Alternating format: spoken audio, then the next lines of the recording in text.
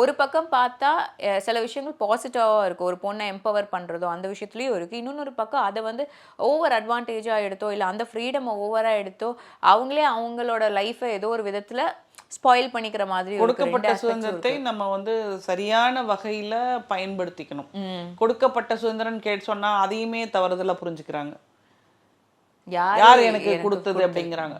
நமக்கு சுதந்திரம் இருக்குது, அந்த சுதந்திரத்தை நம்ம சரியாக பயன்படுத்திக்கணும். ஏன்னா இப்போ நம்மளாம் நாங்கள் சின்ன பிள்ளையாக இருக்கும் போதெல்லாம் நிறைய ரெஸ்ட்ரிக்ஷன்ஸோடு தான் நாங்கள்லாம் வளர்ந்தோம். எங்களுக்கு கொடுக்கப்பட்ட சுதந்திரத்தை நாங்கள் கரெக்டான தெளிவான வழியில் பயன்படுத்தி இன்றைக்கி வந்து என்னோட ஏஜ் குரூப்பில் இருக்கக்கூடியவங்களெல்லாம் பாருங்கள், நிறைய பேர் பைலட்டாக இருக்காங்க.